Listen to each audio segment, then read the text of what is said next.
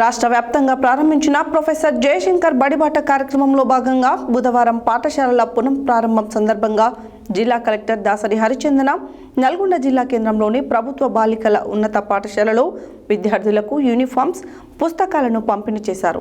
ఈ సందర్భంగా కలెక్టర్ మాట్లాడారు. రాష్ట్ర వ్యాప్తంగా ప్రారంభించిన ప్రొఫెసర్ జయశంకర్ బడిబాట కార్యక్రమంలో భాగంగా బుధవారం పాఠశాలల పునఃప్రారంభం సందర్భంగా జిల్లా కలెక్టర్ దాసరి హరిచందన నల్గొండ జిల్లా కేంద్రంలోని ప్రభుత్వ బాలికల ఉన్నత పాఠశాలలో విద్యార్థులకు యూనిఫామ్స్, పుస్తకాలను పంపిణీ చేశారు.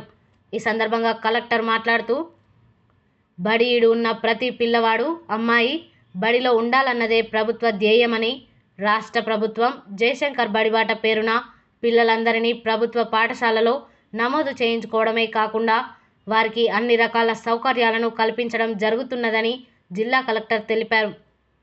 నల్గొండ జిల్లాలో స్వయం సహాయక మహిళా సంఘాల ద్వారా సుమారు 2.50 లక్షల దుస్తులను కుట్టించి విద్యార్థులకు పంపిణీ చేస్తున్నామని తెలిపారు.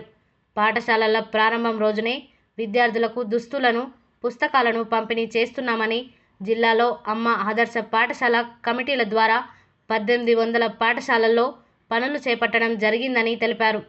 ప్రభుత్వ బాలికల ఉన్నత పాఠశాలలో కొత్త తరగతి గదులను నిర్మించామని, డైనింగ్ హాల్కు పెయింటింగ్ పనులు 2 రోజుల్లో పూర్తి చేయడం జరుగుతుందని, విద్యార్థులు మరుగుదొడ్లను శుభ్రంగా ఉంచుకోవాలని, ఉపాధ్యాయులు సైతం విద్యార్థులలో టాయిలెట్లను శుభ్రంగా ఉంచుకునే విషయంపై అవగాహన కల్పించాలని, మున్సిపాలిటీ ద్వారా అవసరమైన నీటి వసతిని టాయిలెట్లకు కల్పిస్తామని, ఇవే కాకుండా ఇంకేమైనా సమస్యలు ఉంటే తమ దృష్టికి తీసుకురావాలని కోరారు.